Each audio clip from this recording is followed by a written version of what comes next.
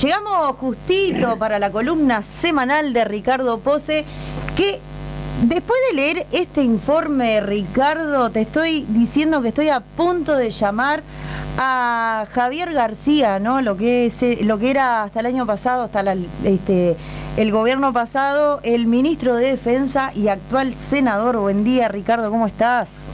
Buen día, Mónica, buen día, audiencia de La Semilla y de la radio en general. Bueno, en este momento, mirá, en el medio de este operativo en Montevideo que se viene desarrollando, bueno, por esta alerta de color rojo que se implementó ayer, bueno, recorriendo un poco los refugios y viendo las distintas realidades de lo que fue este operativo, pero bueno, ahora haciéndome lugar para poder conversar sobre la información que venías compartiendo en el copete sobre el tema de, bueno, de esta compra de Javier García.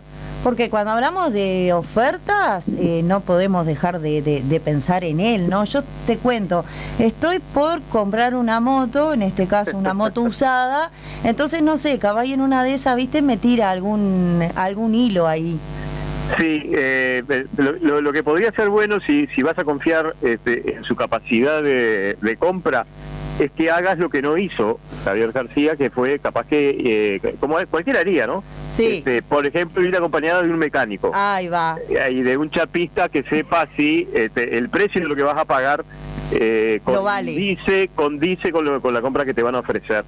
En realidad, esta nueva compra de Javier García, para un poco la audiencia entienda, está en la misma línea de lo que fue la compra de los dos famosos Hércules, ¿no? Sí.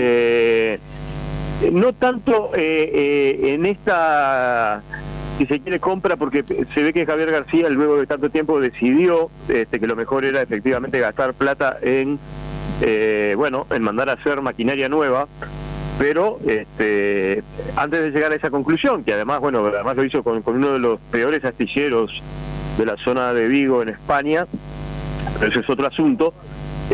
Había pasado por algunos de estos procedimientos, y te digo que es igual a los dos Hércules, porque ustedes recordarán que los dos Hércules fueron comprados en España y eran dos aviones que en realidad iban a ir a desguazadero. Sí. Uno de ellos creo que iba a ir a un museo, pero que ese era el destino final de esos aviones. En este caso, una compra que además se hizo un año antes del famoso lío de las dos famosas OPV, la Armada Nacional decidió comprar un buque científico, o mejor dicho, un buque que pudiera cumplir tareas de estudio científico, y fue allí que Javier García se mandó esta compra de $3,5 millones en un puerto en Estados Unidos. Y acá, si me permitís, hay algunos elementos bien interesantes, porque todo se va a ir juntando. Fíjate vos cómo, bueno, finalmente Uruguay es un país de tamaño de aldea, pero es interesante empezar a estudiar, y es una cosa que nosotros venimos desarrollando, la suerte de vínculos extraños que se vinieron dando en esta situación, porque en realidad, salvo que, como vos digas, Javier García tiene una especialidad para comprar chatarra, sí, ahí va, un don especial, uno quiere creer que hay algo más interesante que ese don. Así que empecemos por partes. En el 2015, sí, Uruguay decidió que efectivamente la Armada necesitaba, tú sabes que a Uruguay le ampliaron su mar territorial, ¿no? Hubo una ampliación de su mar territorial de 300 millas, y eso es ahora además lo que se está estudiando, con lo cual tenemos una riqueza desconocida, o posible riqueza desconocida, en el lecho marino de nuestro mar territorial, sobre todo oceánico, ¿verdad? Sí. Y eso está bien, eso se necesita un buque con características especiales que permita hacer esos estudios de carácter científico. Así que en el 2015 allá salió la Armada Nacional, y fíjate vos qué interesante, uno de los que salió porque tenía conocimiento en el mundo de los astilleros y de los puertos, pero sobre todo los astilleros, los que construyen buques de este tipo, fue el ex gerente general y principal accionista de Casa de Galicia, Alberto Iglesias. Esta delegación salió con rumbo a comprar un buque de características científicas, y fíjate cómo termina en el astillero de Cardama, el astillero que hoy está construyendo las dos OPV, sí, porque ellos tenían un buque a la venta Pero llegaron a la conclusión ya en el 2015 que ni el buque tenía la capacidad para ser un buque de característica científica y que ese astillero no tenía las condiciones para podérselo además resolver. Así que se decidió en ese momento la compra de otro buque, que es el que se conoce como el Ollarvide 1, Ollarvide en homenaje, bueno, a un ex comandante de la Armada. Pero ese buque con el tiempo empezó a generar algunos problemas y se llega al año 2022 con una cuestión poco comprensible. Yo aclaro que todo esto es información que me pasaron oficiales de la Armada, y ahora voy a explicar por qué estos oficiales de la Armada empezaron a dar esta información. Y tuvo que ver con esta situación de que, bueno, se necesitaba poder realizar esos estudios científicos. El Ollarvide que se había comprado aparentemente no podía cumplir con esos requisitos. Pero acá empieza lo inexplicable para estos oficiales, y es, si se estaba dispuesto a invertir $3,5 millones, ¿por qué no se invirtió primero en la reparación del Ollarvide 1 en vez de salir a comprar otro buque, ¿no? Sí. Es como si vos tenés un auto, que tenés tu auto, ¿no? Y claramente en cualquier hogar, antes de meterse en la compra, además de otro auto usado... Sí, empezás a sacar cuenta. Claro, pero digo, salvo que vos decías, decir, bueno, en vez de seguir gastando plata en me voy a comprar uno nuevo, pero si vas a comprar otro usado, capaz que te querés sacar cuenta si no te conviene reparar el que ya tenés. Bueno, nada de eso pasó por la cabeza de García, y termina en Estados Unidos, en un puerto de Estados Unidos, comprando un buque que en realidad iba a ir a desguazadero. También. Y acá hay un tema que hay que conocer. En realidad, mandar un buque a desguazar también implica una inversión para el dueño del buque, ¿no? Sí. Y aunque a veces gane menos plata, efectivamente prefiere, bueno, venderlo, aunque pierda dinero, y no tener que asumir el costo de mandarlo a desguazar. Pero este buque, lo cierto es que estaba para ir a desguazar, y aquí me dicen los oficiales de la Armada, no tenemos prueba, pero tampoco ninguna duda, ¿por qué termina en Estados Unidos, en un puerto de Estados Unidos, Javier García? Bueno, posiblemente por el mismo personaje que un año después va a ser protagonista principal en lo que es este negociado de las dos lanchas patrullas oceánicas, y es un ex aviador de la Armada, Gerardo Moreira, más conocido como el Bocha Moreira, que vive en Canadá, tiene una empresa financiera en Canadá y Estados Unidos, y además se ha dedicado fuertemente a, bueno, por su condición, además de su experiencia de trabajar en la Armada, a hacer contactos en todos los puertos de distintos lugares del mundo. Así, por ejemplo, el comisionista, nosotros de esto ya hemos hablado, de la venta de las 2 OPB. Sí.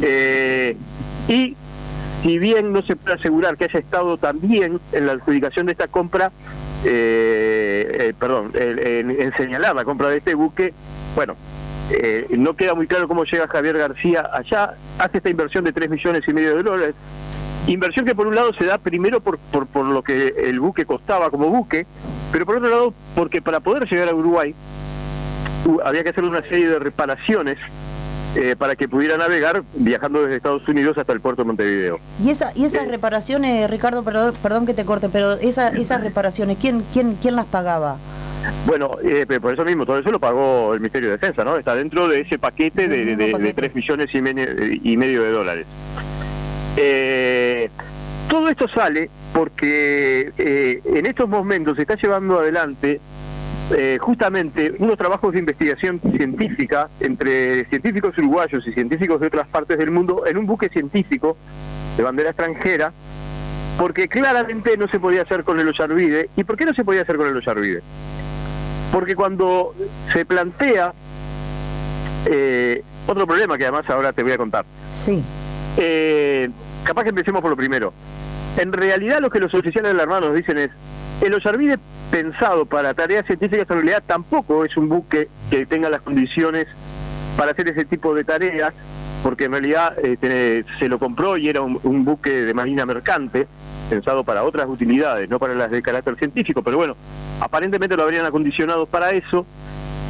Pero como Uruguay tiene un problema de defensa de su mar territorial, cuando hablo de mar territorial, hablo de las aguas oceánicas, del Río de la Plata y del Río Uruguay, sí. Todo lo que flota se manda a tareas de vigilancia. Los oficiales de la Armada me dicen, así que este buque que estaba previsto para tareas científicas, en realidad terminó navegando para poder cumplir tareas de prevención. Ahora, ¿qué pasa? Como él estaba previsto para tareas científicas, es un buque que no levanta más de 8 nudos, para que la audiencia entienda, 8 nudos son unos 15 kilómetros por hora. Bueno, quien tiene auto y quien maneja, más o menos podrá tener idea de lo que es esa velocidad. Está claro que es una velocidad que estamos hablando de arriba del agua, que no se puede medir igual que en tierra, pero son 15 kilómetros por hora, o sea que tampoco puede cumplir con las tareas de vigilancia, porque en realidad no hay pesquero que pueda salir a perseguir o llegar en tiempo a alguna zona donde se detecte que se están violando el espacio marítimo uruguayo. ¿Por qué? Porque la velocidad no le da para más. No le va a dar, claro. Así que hay un primer problema. El otro problema es que finalmente a todos estos buques cada tanto tiempo se le hace una inspección técnica, y con este buque se realizó una inspección técnica en enero de este año. Es una inspección técnica que fundamentalmente lo que implica, para no marear a la audiencia con muchos elementos técnicos, es en qué condiciones están las soldaduras de las chapas, para hablarlo en plata, de zonas importantes como es el casco del buque y algunas otras aguas, para ver qué pasa con la posible filtración de humedad y de agua. El informe técnico señala que tiene serios problemas de filtración en varias partes de la soldadura del casco, y cuando le pedí a un oficial de la Armada que me lo tradujera, porque el informe técnico es largo, me dice, bueno, en síntesis el buque está todo podrido. Es decir que en realidad tiene más chance de seguir su camino a un desguazadero que para seguir flotando, salvo que se decida invertir nuevamente en la reparación de este buque, pero hablemos que ya vamos en $3,5 millones de dólares, ¿no? Sí. Y en ese sentido, es que los oficiales nos dicen, en realidad habría ver aquí qué fue lo que pasó, por qué se decidió esta compra de un buque que ahora en realidad es inútil, primero para las tareas que se le adjudicó de entrada, que es esto de la custodia, de la vigilancia policial de nuestras aguas marítimas, pero que además desde el punto de vista de operaciones científicas es un peligro, y porque además ya está el antecedente. Recordarás ustedes, y todo vuelve a García, pero todo vuelve a sus compras, recordarás que en febrero del año pasado hubo una expedición de científicos de la UDELAR y de la UTEC a la Antártida, y quedaron varados porque el Hércules que tenía que dar de vuelta se había roto. Se había roto y el otro estaba roto. Exactamente, o sea, con ese antecedente no hay científico uruguayo que se anime a subirse arriba de este Yarvide teniendo aquella triste experiencia. Calculo que antes de subirse preguntan, ¿quién lo compró a esto? Seguramente.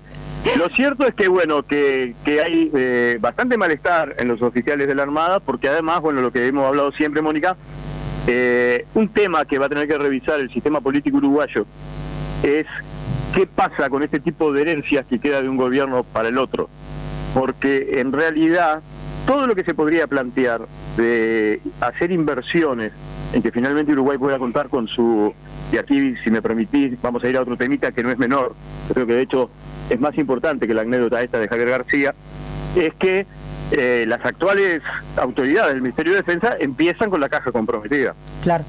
¿No? Es decir, el Ministerio de Defensa ya hizo una erogación de $3,5 millones de dólares, que si le sumás los Hércules, esta compra de los Yarvide y le sumás la construcción de las 2 lanchas, ya estamos por encima de los $100 millones de dólares, que es una erogación bastante importante, como además en cualquier casa de familia, para seguir pensando en poner plata arriba. El problema del malestar de los oficiales de la Armada, y es algo que yo comparto, es que, muy bien, vamos a realizar estudios científicos de nuestro lecho marino, que posiblemente allí los podamos llevar a algunas sorpresas, o capaz que no, pero siempre es bueno descartarlo, pero lo podemos encontrar, por ejemplo, con la posibilidad de encontrar gas, o mismo de encontrar petróleo, lo que permitiría pensar un Uruguay de desarrollo de futuro. El problema es que acá hay un problema de soberanía del conocimiento científico. Por un lado, quienes han hecho los trabajos o vienen haciendo trabajos de estudio de nuestro lecho marino son empresas privadas. general multinacionales, que son las que han estado viendo si en algunas zonas de nuestro lecho marino hay posibilidad de existencia de petróleo y de su extracción. Está bien, si se llegara a encontrar, Uruguay allí recibirá un canon por los trabajos, pero lo cierto es que ese conocimiento se lo llevan las empresas multinacionales. Se lo lleva otro, ¿no? Claro. Que además te pueden llegar a decir alegremente, no hay nada que valga la pena, y cuando te descuidas, en realidad, se están llevando información importante. Lo mismo pasa con los científicos que vienen en esta misión, que son de otros países, que en realidad es de suponer que van a compartir los resultados de los estudios científicos que realicen, pero también pueden no hacerlo, ¿no? Claro, sí. O en todo caso, una información que es estratégica y vital para el país, se comparte con otras autoridades. Entonces, ahí tenemos un primer problema, que es justamente, este tema nada menor de cómo Uruguay recupera a nivel de estos estudios soberanía nacional, sí. Soberanía que tenga que ver primero con estos estudios científicos, pero además de soberanía desde el punto de vista militar de sus aguas territoriales, en este caso. Todo eso fue lo que quedó comprometido. Entonces, decíamos hoy, un tema que el sistema político va a tener que ver cómo soluciona el futuro es, ¿quién se hace responsable de esto? ¿Cuál es el costo, ya no político? Porque uno podría decir, el gobierno, el partido que integra a Javier García no ganó las elecciones. Ahora es lo que hablamos siempre, Mónica. Sí. Acá, además de los costos políticos, ¿alcanza solo con el costo político?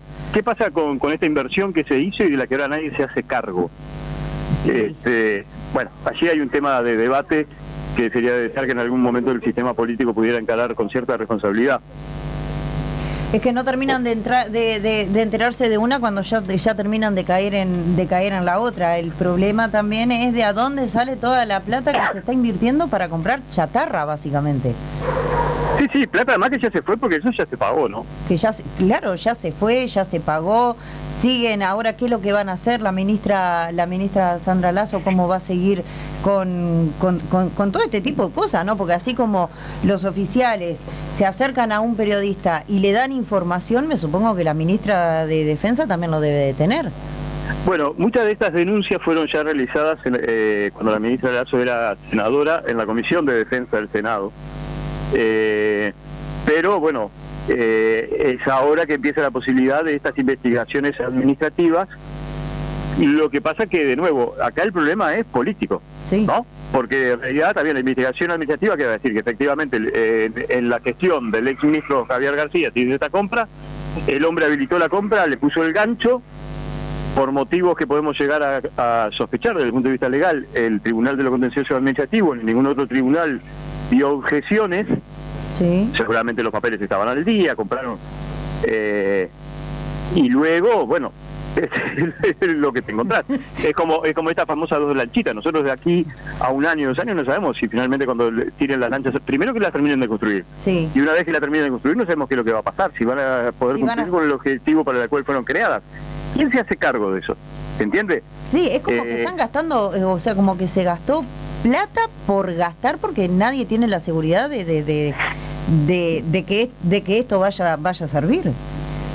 Es más, hasta los mal pensados podríamos llegar a decir que fue como un capricho del ex ministro de Defensa.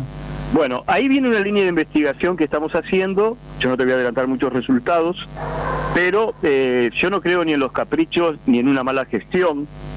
Este es un tema que yo ya lo planteé cuando la compra de las 2 OPB, porque aparece nuevamente este personaje, Gerardo Moreira, ¿te acordás? Sí. El ex aviador de la Armada que fue por Cardama, mejor dicho, el que arrimó Cardama al Ministerio de Defensa. Sí. Hombre de la lista 40, justo del mismo sector de Javier García, que en su momento, él por la venta o mejor dicho, por el negociado de las 2 lanchas se llevaba un 3% de comisión, como todo comisionista. Sí. Estamos hablando que se llevaba cerca de $3 millones de comisión. Y algunas fuentes que consultamos dice que parte de ese dinero financió parte de la lista 40 del Partido Nacional. Algo de lo que se había sospechado y se había estado hablando durante la campaña electoral. Exactamente, y porque además luego se confirmó con algunos resultados. Primero, está bien, políticamente uno podría decir, yo creo que esto ya lo hablamos, que la lista 40 se posicionó muy bien al interno del Partido Nacional por el desgaste político que sufrió el herrerismo hasta ese momento, el sector hegemónico dentro del Partido Nacional. Pero lo que sí está comprobado y confirmado es que la lista 40 fue la que invirtió más dinero en la campaña electoral. Por lejos, además, dentro no solo del propio Partido Nacional, sino dentro del resto del espectro político. Por ejemplo, en la mayor inversión que realizan los grupos políticos, que es los espacios publicitarios en Internet. Sí. Bueno, ¿de dónde salió ese dinero?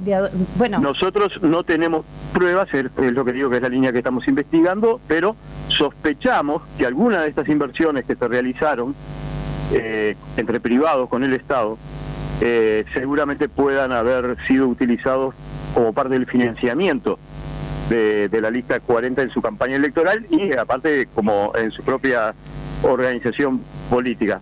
De nuevo, esto no creo que sea un problema de capricho ni de solo mala gestión de Javier García, que además lo considero un hombre inteligente y que además lo considero dentro de esta concepción que hay dentro de ciertos sectores del sistema político uruguayo de la utilización del Estado para intereses partidarios.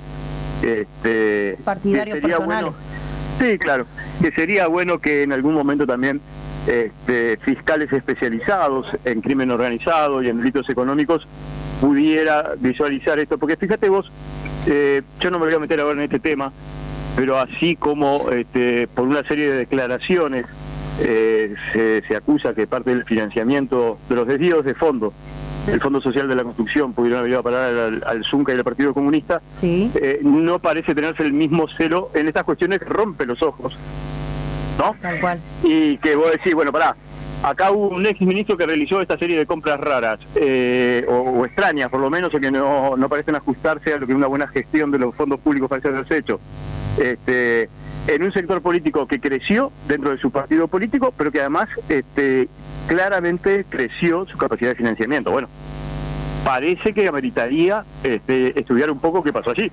Tal cual. Capaz que nos llevamos alguna sorpresa y capaz que las damas de Rosado o alguna otra institución benéfica fue la que aportó a la campaña de la lista 40, pero no estaría mal investigar a ver qué es lo que pasó. No estamos hablando del vuelto que se quedan los gurises cuando van al almacén.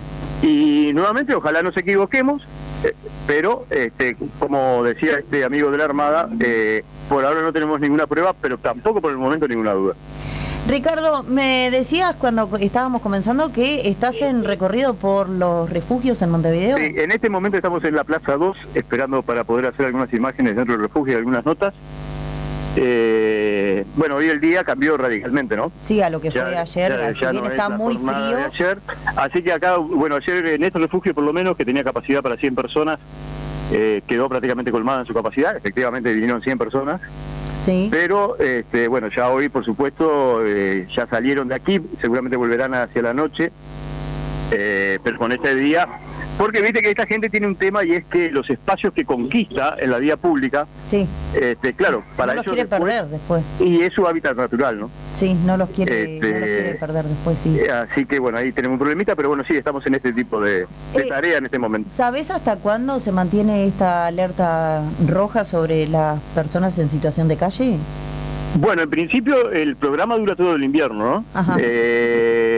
Lo que sí posiblemente no se dependa de cómo siga el clima, o mejor dicho, la temperatura, el tiempo, porque viste que acá en Uruguay tenemos este problema de que no existe la internación compulsiva, o sea, para poderlos ingresar o llevarlos a los refugios, primero depende de la voluntad de la persona querer venir. De todas maneras, ayer el gobierno implementó algo que no es una internación compulsiva, pero que fue el famoso decreto de evacuación, por ejemplo, cuando hay desborde de ríos y arroyos, ¿no? Que a la persona, bueno, se le está planteando, mira, te vamos a evacuar porque acá si te quedaste vas a ahogar, entonces no se lo lleva por la fuerza, pero de alguna manera hay como un respaldo legal de decir, bueno, mira, en realidad lo evacuamos. Sí. Ayer se utilizó el mismo criterio. De todas maneras, la gente, cuando vio cómo venía el frío, mucha la gente que está en situación de calle se había ya anotado en una lista para venir acá, y entiendo que esa medida, por lo que decían las autoridades ayer, bueno, va a depender un poco de aquí en adelante cómo siga el tiempo.